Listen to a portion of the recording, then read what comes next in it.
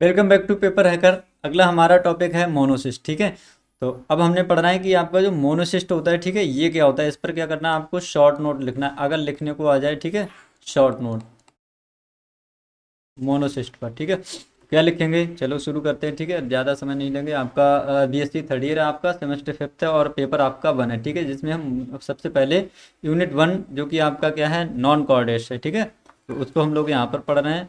तो अगर पूछ लिया जाए कि जो आपका मोनोसिस्ट है, ठीक है, इस पर क्या करना है, आपको एक शॉर्ट नोट लिखना है। ठीक है, तो किस तरह से लिखेंगे, सबसे पहले क्या करना है, किसी पर भी शॉर्ट नोट अगर पूछा जाए उसका सबसे पहले आपको क्या करना है, क्लासिफिकेशन लिखना है। ठीक है, क्लासिफिकेशन लिखना है, उसके बाद में उसके सामान्य लक्षण हैं, आवाज़ क्या है उसका, ठीक है, और उसका स्वभाव क्या है। ठीक है, ये तीन चार हेडिंग आप डाल देना है। ठीक है, और लिख देना है, या सीधे एक ही बार में लिख देना आप सामान्य लक्षण। ठीक है, सबसे पहले बात करेंगे कि इसका जो फाइलम होता है। ठीक है, फाइलम क्या होता है, इसका प्रोटोजोआ, यानी कि प्रोटोजोआ संघ का ये भी क्या है, जीव है। सब फाइलम की बात करें तो सब फाइलम इसका को हो जाएगा प्लाज्मोड्रोमा। ठीक है, प्लाज्मोड्रोमा। क्लास की अगर हम बात करें तो क्लास हो जाएगा इसको स्पोरोजोआ। ठीक है, सब क्लास क्या हो जाएगा, टीलोस्पोरिडिया। ठीक है, टीलोस्पोरिडिया। ऑर्डर की अगर हम बात करें तो ऑर्डर क्या हो जाएगा, यूग्रेगेरिनिडा। ठीक है, यूग्रेरिनिडिया। ठीक है, यूग्रेगेरिनिडा। तो ये है इसका क्लासिफिकेशन। ठीक है, जो आपको अच्छे से पढ़ लेना है। ठीक है, समझ लेना है और बस हो जाएगा। ठीक है, तो कहीं ना कहीं ये जो है अमीबा से मिलता जुलता है, बस दो तीन इसके चेंज है, उसको आप अच्छे से पढ़ लेना है। ठीक है, चलिए हम बात करते हैं इसके सामान्य लक्षण क्या होते हैं, जनरल करेक्टर्स क्या हैं।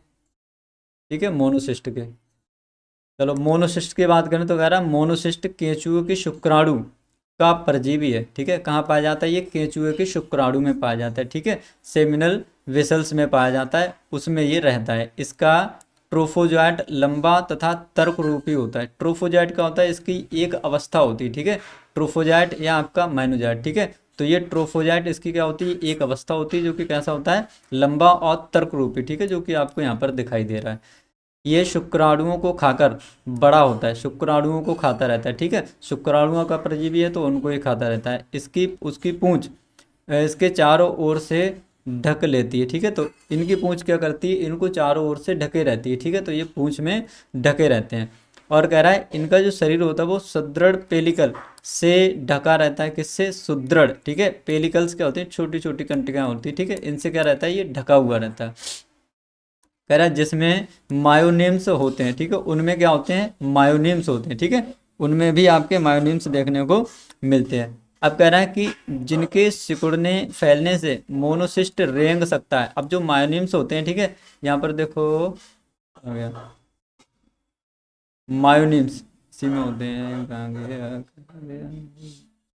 चल, इसमें ये जो छोटे छोटे खंड दिखाई दे रहे हैं, ठीक है, ये क्या होते हैं, इसके एंडोप्लाज्मिक। ठीक है, इसमें क्या पाए जाते हैं, मायोनिम्स पाए जाते हैं। ठीक है, क्या पाए जाते हैं, मायोनिम्स। ये क्या करते हैं, सिकुड़ जाते हैं और फैल जाते हैं। ठीक है, सिकुड़ जाते हैं और फैल जाते हैं, तो उन्हीं के थ्रू ये क्या करता है, मोशन करता है। ठीक है, क्या करता है, मोशन करता है, या रेंग सकता है, या गति करता है। ठीक है, किसके द्वारा, मायोनिम्स के द्वारा। ठीक है, इनमें विशेष चलनांग नहीं होते हैं, यानी कि चलने के लिए, गति करने के लिए इनमें कोई विशेष अंग नहीं होता है। ठीक है, जैसे कि इनमें फ्लैजिला हो गए, सीलिया हो गए, वो इनमें नहीं होते हैं। ठीक है, किसके किससे चलता है, ये आपका मायोनिम से। ठीक है, उनको सिकुड़कर और फैलाकर चलता है। इसका जीवन चक्र एक पोषित होता है, यानी कि एक ही पोषण में, ठीक है, जिसमें ये रहता है उसमें ही अपना पूरा जीवन चक्र यापन करता है, जीवन यापन करता है। ठीक है, ऐसा नहीं कि कुछ समय किसी दूसरे पोषण में रहा, कुछ समय उसके बाद किसी दूसरे पोषण में चला गया। ठीक है, तो कैसा होता है, एक पोषण होता है। ठीक है, जिसे हम मोनोजेनेटिक कहते हैं।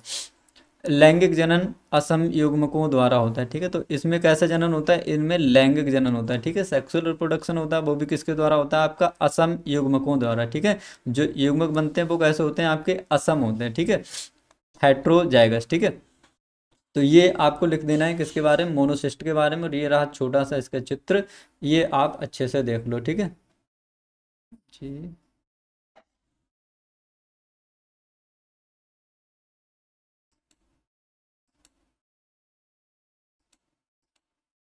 ये रहा। ठीक है, तो ये आपका मोनोसिस्ट का एक छोटा सा डायग्राम, इसको देख लो आप किस तरह से बनाना है।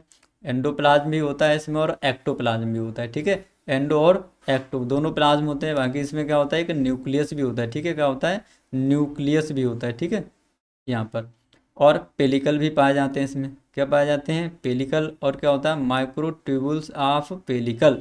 ये पेलिकल के क्या हैं? बड़े बड़े संरचना है, ठीक है, माइक्रोट्यूबुल्स, ठीक है। माइक्रो मतलब ये कि छोटी छोटी संरचना है, ठीक है। माइक्रो मीन्स क्या होता है? छोटी, ठीक है। और अगर मैक्रो लिखा हो मतलब कि बड़ी, ठीक है। तो ये लिख देना आपको मोनोसिस्ट के बारे में, ठीक है। ज़्यादा नहीं है लिखने को, केवल क्या रखना है आपको? वर्गीकरण याद रखना है और छोटा सा डायग्राम है वो आपको अच्छे से बना लेना, बस इतनी ये लाइनें हैं 4-5, ठीक है। तो इतना लिख देना है मोनोसिस्ट के बारे में। अगर आपसे टिप्पणी पूछी जाए, ठीक है, या इन पर शॉर्ट नोट लिखने को आ जाए तो आप ये लिख देना है, ठीक है। तो बस इसमें इतना ही पढ़ेंगे और मिलते हैं अगले वीडियो में अगले क्वेश्चन के साथ। तब तक बने रहिए हमारे साथ। Thank you for watching. और अगर चैनल पर नए हैं तो चैनल को सब्सक्राइब कर दें।